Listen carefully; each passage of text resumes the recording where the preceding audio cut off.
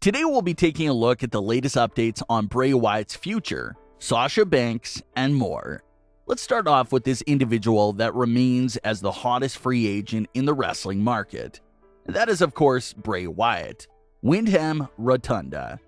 Last time we talked about Bray's wrestling future, we discussed the new report that had Bray making his debut on the September 29th edition of AEW Dynamite in Rochester, New York. The reason why this date and this Rochester show seems like a good possibility for Bray's debut is, of course, because of all the ties it has to the great Brodie Lee. Like we discussed before, many reports claim that Bray could have an emotional debut for AEW by making his first appearance in Brodie Lee's hometown, in front of Brodie's friends and family, plus the fans, of course. And when you look at it like that, from that point of view, with all those extra special elements added in, you can see the potential that it would have to make Bray's debut huge and so emotional to come full circle back to his best friend's hometown. Brodie Lee touched the life of so many fellow wrestlers, fans, and the organization that he was a part of during his career and journey. So you already know that AEW has to honor him in some way and do something special in his hometown, the place where Brodie himself was supposed to make an appearance early last year. So that's what reports and now fans are really gravitating towards, this Bray Wyatt Rochester debut idea, because it would be the perfect poetic and storybook debut for Bray. But like we talked about the first time this report came out, how would this be possible given the fact that Bray's 90-day non-compete clause doesn't expire until October 29th? Well, new reports are now addressing that elephant in the room.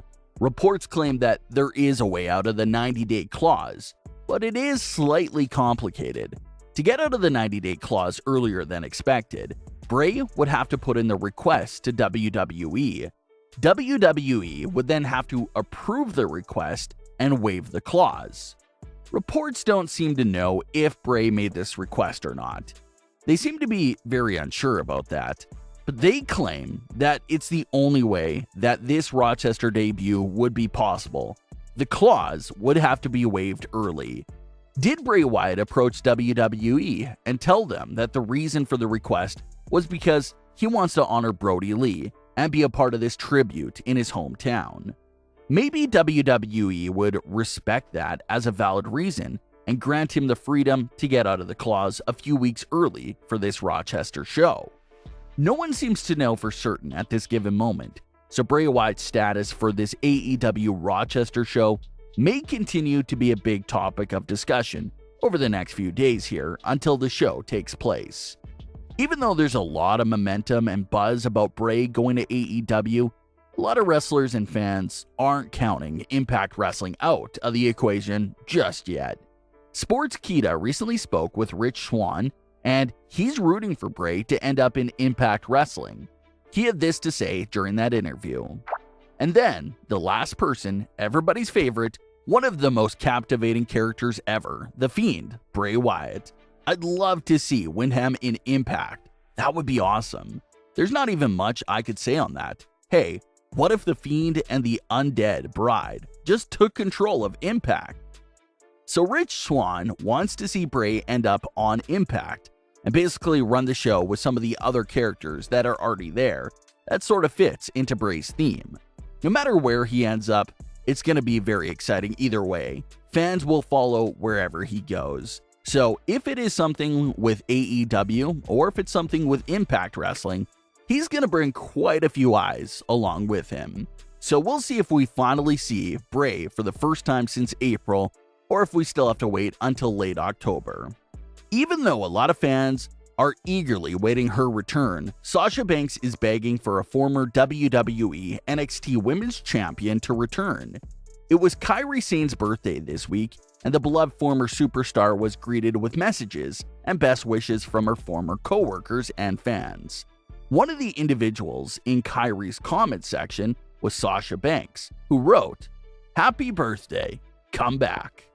Kairi Sane's last WWE appearance came in mid-2020. It was nothing drama-related or anything like that behind her departure. she'd have stuck to her original plan. Her plan was always to finish out her WWE contract obligations, retire early, and then move back to Japan with her family. That was her game plan from the start, and she stuck with it. That's exactly what she did.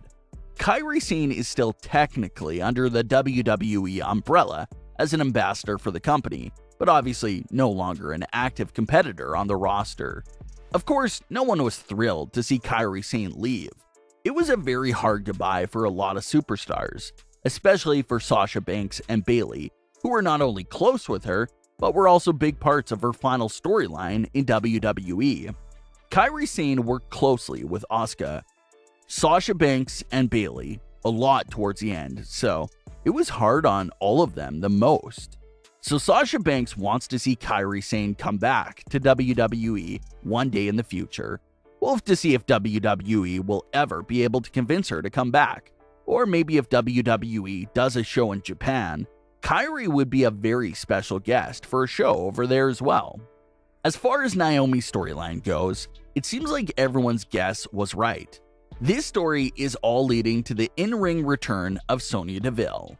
Naomi came to the ring for a match, but Sonya Deville comes out and tells her that there's not going to be a match and calls security. Naomi made a request to face Sonya Deville in a match, and Sonya mentioned how she'll take the glow right out of Naomi, but that she's a WWE official now. Security comes to get Naomi while Sonya is still talking on the mic. Sonya mentions how they're giving Naomi chance after chance, but she constantly drops the ball. And if she wants to be mad at someone, then be mad at herself. Sonya told Naomi to go TikTok dance herself to obscurity while she creates the future of SmackDown. The Sonya Deville character as a WWE official has always been a little bit of a tweener, but this was the first instance where we got to see her go full heel and basically abuse her power, like Pat said on commentary. It's also strange because it doesn't seem to be a two-way street here as far as the storyline fines go. Naomi was given a storyline fine for being disrespectful and getting in Sonya's face. But fast forward to this week, and Sonya was also saying some pretty rude and disrespectful things to Naomi's character. So, shouldn't the Sonya character be given a storyline fine or warning for her disrespectful actions towards her talent? Just seems a bit weird that Sonya can go off on a talent like that with no repercussions. So that is a bit of a logic flaw there at this given moment, but maybe that will be addressed in the coming weeks. Maybe this entire situation with Naomi is what leads to Sonya Deville losing her job as a WWE official, because if she really has this personal reason behind not booking Naomi, that should be enough to cost the character that position, and that's what leads her to get in the ring with Naomi after all. A lot of people forget the amazing work Sonya was doing before her hiatus in the summer of 2020. After the split with Mandy, Sonya just took off as a performer, as a character, and was absolutely fire on the mic. So it's extremely exciting knowing that the old Sonya Deville is starting to come through the cracks of the WWE official Sonya Deville. So we'll see how much longer it takes until we see Sonya Deville's return. But what are your thoughts on today's stories? Leave your comments, don't forget to subscribe with all notifications on, and leave a like if you enjoyed. Thanks for watching, guys.